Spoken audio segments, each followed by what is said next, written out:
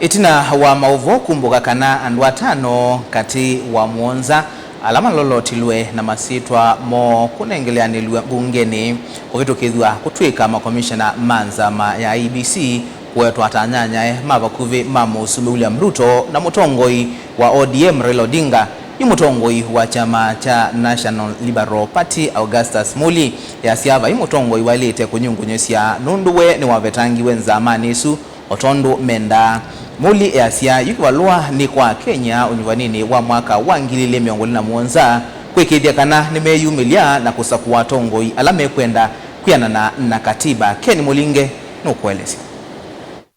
Augustus Muli na nane wa umani ya kila wakita useleke wa titimanga leki wa Silikali na ila Ulei weta kufikia valese soya kusuvia nzama ingi ya Iebc vikita vaisa kusioko Itina. Aiweta uyawanza maisino mua kutanga sauti wa Kenya usakuwa nini ukite. As a party, we want to condemn the lies, the hypocrisy shown by leaders both in the opposition and the government.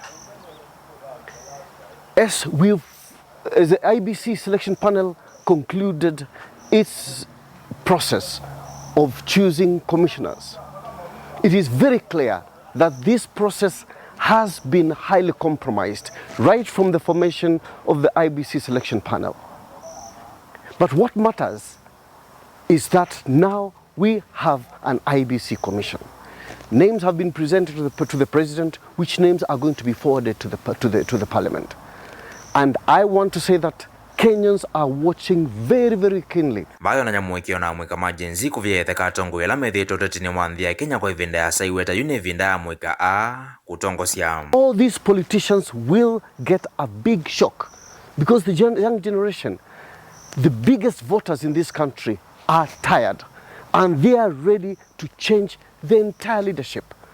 The entire group of politicians, those who've been in power for the last 20, 30, 40 years. In 2027, you're definitely going to see a change. The new people, the young generation, those people who've never voted before because they never trusted the system, now they are ready to say enough is enough. In 2027, you will see a complete change. When are the young people of this country, when are the 30-year-olds, 40-year-olds, early 50s, when are they going to ever have a chance in this country if it's only left to a select few? This is what will happen in 2027.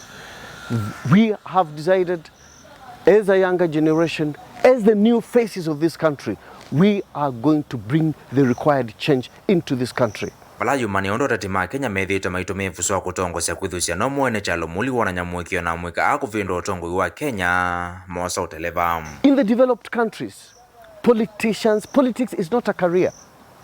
You enter into politics to serve.